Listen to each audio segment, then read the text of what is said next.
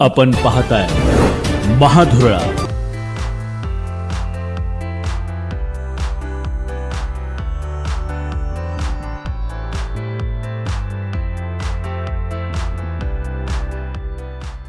नमस्कार. महाधुरळा युट्यूब चॅनलमध्ये मी गुरु बाळमाळे आपल्या सर्वांचं मनापासून स्वागत करतोय. गोकुळची निवडणूक प्रक्रिया सुरू झाली. गेले अनेक महिने ही निवडणूक होणार का या संदर्भात चर्चा होती. प्रशासक नियुक्त झाला, त्यामुळं हा प्रशासक किती दिवस राहणार, हे प्रशासक मंडळ जास्तीत जास्त काळ राहावा यासाठी कोण अदृश्य शक्ती प्रयत्न करणार याची चर्चा सुरू असताना न्यायालयीन प्रक्रिया सुरू झाली. त्यामुळं आता हे काय लवकर निवडणूक लागत नाही अशीच परिस्थिती निर्माण झाली. पण अचानक राजकारण फिरलं.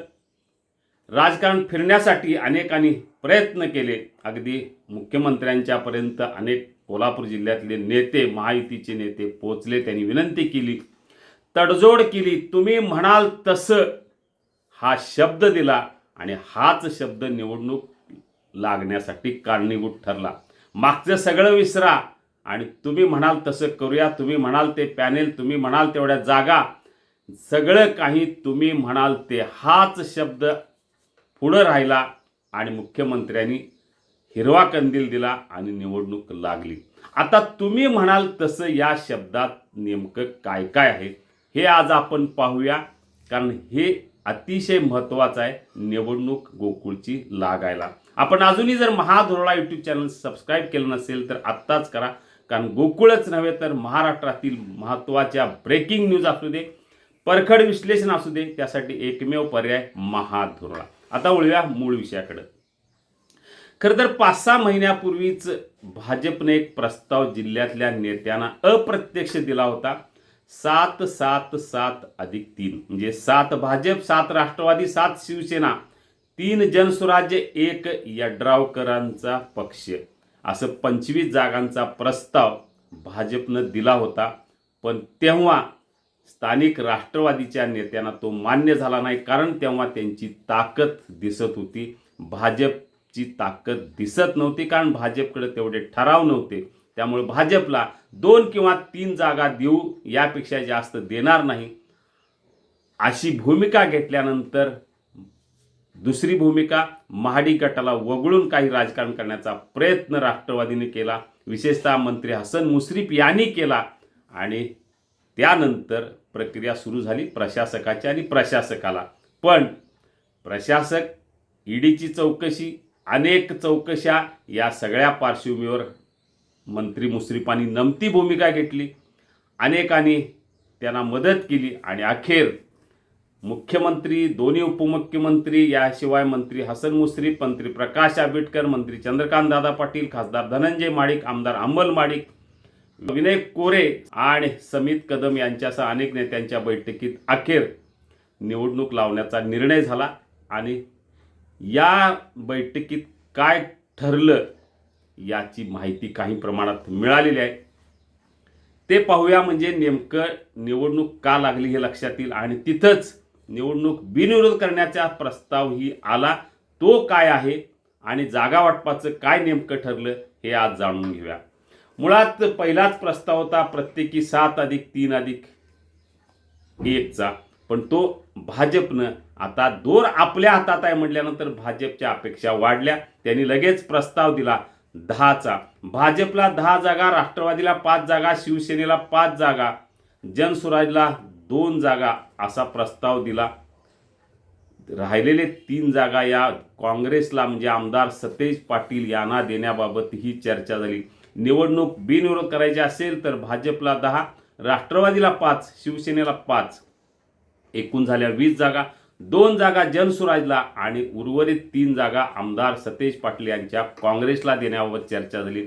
या पद्धतीनं निवडणूक बिनविरोध करण्यावर चर्चा झाली मुंबईतल्या बैठकीत.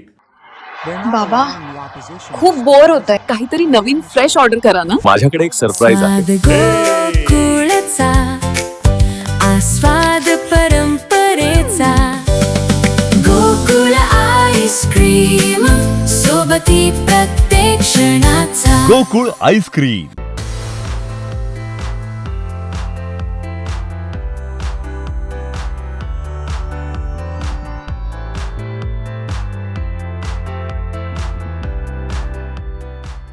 त्यामुळं हा प्रस्ताव जर सगळ्यांना मान्य झाला तर गोकुळची निवडणूक निश्चितपणे बिनविरोध होणार. आमदार सतेज पाटील यांना तो मान्य व्हायला पाहिजे, कारण 3 जागा ते घेतील असं वाटत नाही. कारण सध्या त्यांच्याकडे 7 संचालक आहेत आणि महायुतीतले जे काय वाद सुरू आहे त्या वादाच्या पार्श्वभूमीवर त्यांना आणखी काही बळ मिळण्याची चिन्ह आहेत. त्यामुळे आता युद्ध करणार की तह करणार हे आता आमदार सतेज पाटील यांच्यावर अवलंबून आहे. त्यांनी युद्धाची तयारी सुरू केली आहे.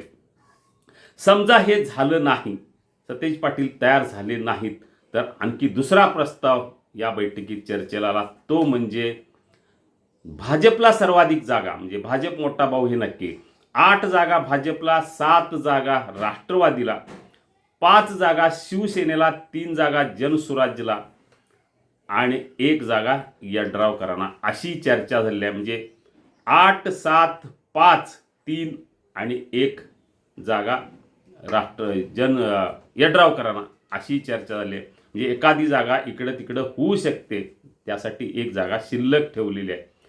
याचा अर्थ सर्वाधिक जागा भाजप हे नक्की. आणखीन एक सगळ्यात महत्त्वाची अट, पहिला अध्यक्ष भाजपचा, गोकुळचा पहिला अध्यक्ष काही झालं तरी भाजपचा, 2 वर्षासाठी भाजपचा अध्यक्ष असेल, त्यानंतर राष्ट्रवादीचा आणि त्यानंतर शिवसेनेचा, म्हणजे तिघांनाही अध्यक्षपद 5 वर्षात वाटून घ्यायचं आहे. जे भाजपनं सगळ्यात मोठी अट काय घातली तर सर्वाधिक जागा भाजपला, त्यानंतर राष्ट्रवादी, त्यानंतर शिवसेना आणि सगळ्यात महत्त्वाचं चेअरमन पद भाजपकडं. आता मुळात नेत्यांनी हेच मान्य केलंय की तुम्ही सांगाल ते, फक्त निवडणूक लावा, प्रशासक नको. त्यामुळे आता तुम्ही म्हणजे कोण तर मुख्यमंत्री देवेंद्र फडणवीस सांगतील तेच होणार. कारण आता जिल्ह्याच्या नेत्यांनी सगळी सूत्र मुख्यमंत्र्यांच्या हातात दिलेले आहेत. ते सुद्धा उपमुख्यमंत्री एकनाथ शिंदे आणि उपमुख्यमंत्री सुनेत्रा पवार यांच्या साक्षीनं. त्यामुळे आता निवडणूक लागलेली आहे.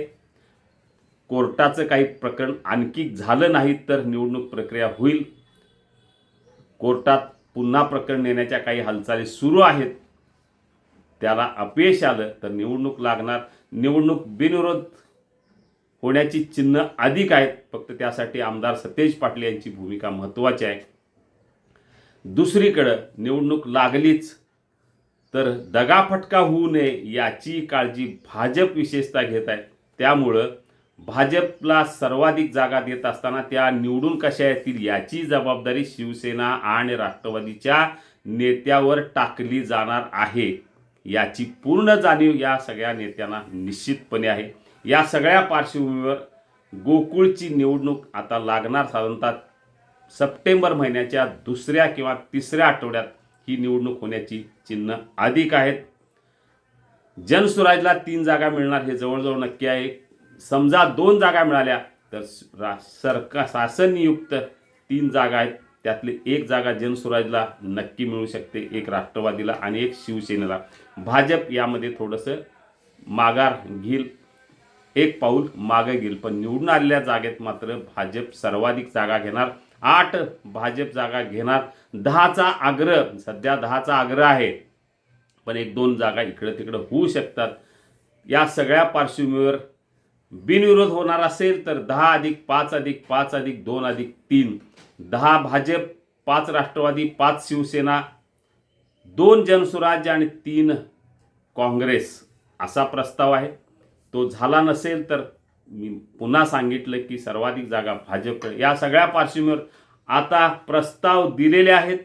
महिन्याभरात आणखीन एक महत्त्वाचा प्रस्ताव आहे, तो म्हणजे ज्याच्याकडे ठराव जास्त ते पाहून निर्णय घेऊया. त्यामुळे आता ठराव अधिकाधिक गोळा करण्यासाठी निश्चितपणे प्रयत्न होतील. 150 ठरावापेक्षा अधिक, ज्याच्याकडे 150 ठराव त्याला 1 संचालकपद असे चर्चा झालेली आहे, निर्णय झालेला नाही. ह्या सगळ्या प्रस्तावावर मोठ्या प्रमाणात चर्चा झाली.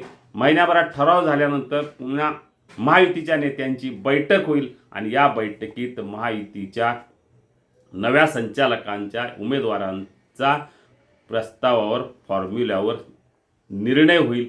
सध्या तरी सर्वात जागा भाजपला जादा देणं हे मान्य केलेलं आहे. त्यामुळं आता भाजप हा विषय किती ताणणार हे पाहणं महत्त्वाचं आहे. आपल्याला अशाच राजकीय बातम्या हव्या असतील तर आता सबस्क्राईब करा महाधुरळा यूट्यूब चॅनल. धन्यवाद.